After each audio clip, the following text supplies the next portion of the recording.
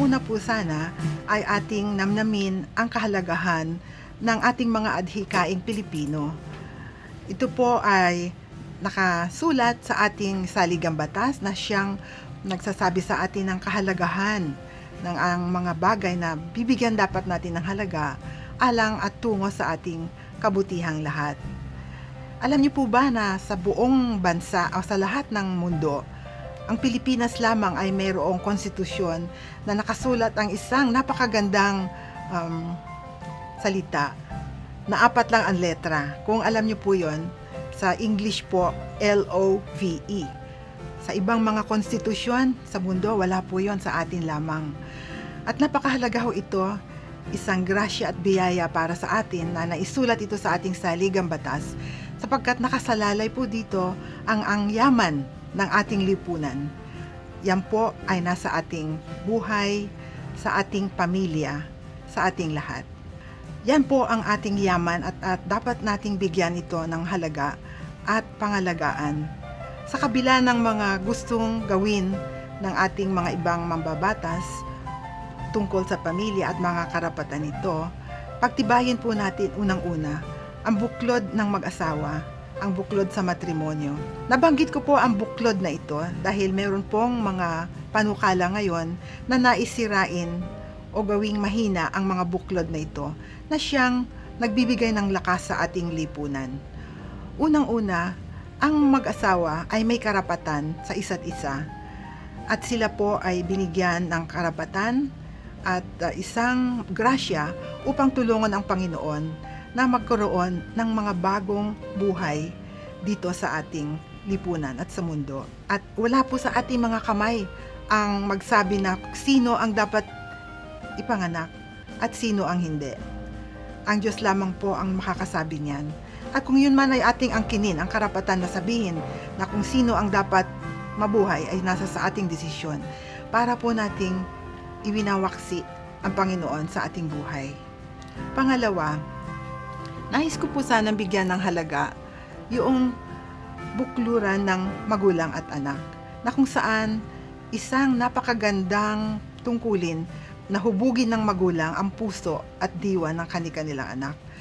Ngunit ngayon po may mga panukala na nais alisin ang buklod na ito at ibigay sa mga eskwelahan ang pagtuturo ukol sa relihiyon, sa moralidad at tungkol sa kabutihang asal na taliwas sa turo ng ating pananampalataya at sa turo ng ating pamilya, ng ating mga magulang.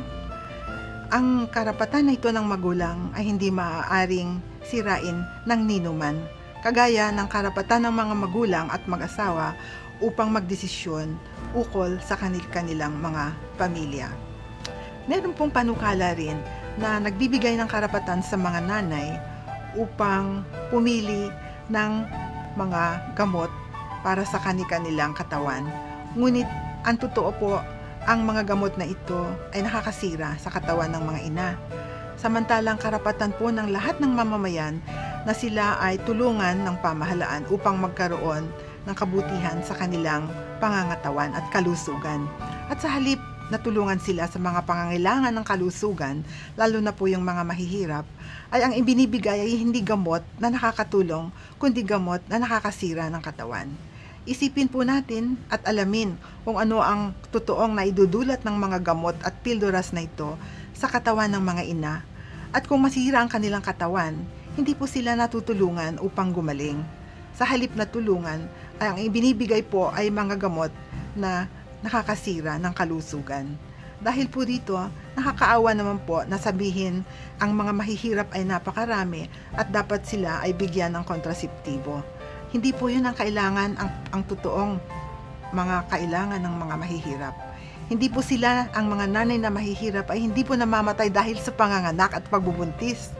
Sila po ay namamatay at nasisira ang kalusugan dahil sa mga karamdaman katulad ng high blood, sakit sa puso, pneumonia, cancer, TB, anemia. Hindi po ito konektado sa pagbubuntis at panganganak.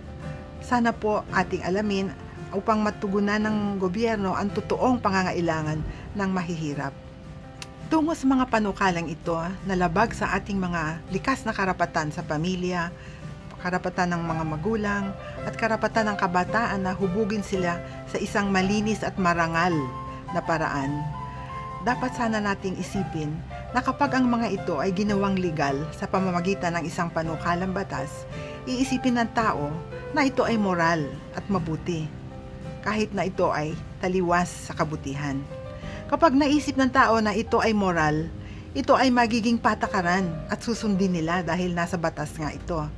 Kapag dumating tayo sa panahon na yan, ay tila huli na ang lahat, nabago na ang ating kultura, nag-iba na ang ating paningin, pati ang ating mga pinagpapahalagahan sa ating pananampalataya at sa kulturang Pilipino ay mawawala. Tayo ay hindi lalayo sa mga problema ng ibang bansa na lumayo na sa Panginoon. Huwag sana nating payagan na dumating tayo sa puntong ito. Bigyan natin uli ng halaga kung ano ang ituro sa atin at pinagpapahalagan sa ating pananampalataya, ang magagandang turo ng simbahan, ang magagandang pagpapahalaga sa loob ng pamilya, buhay, pag-ibig, makatotoong pagtalima sa mga pangangailangan ng mahihirap. At nang sa ganon ay ang ating bansang Pilipino ay masasabi nating nag-iisang tumatayo na marangal at masagana sa kabila ng mga pagkakamali ng mas marangya at mayayamang bansa. Marami pong salamat sa inyong lahat. Ang aking panalangin na tayong lahat bilang isang pamilyang Pilipino ay magpatuloy sa ating landas na matuwid at malapit sa Diyos.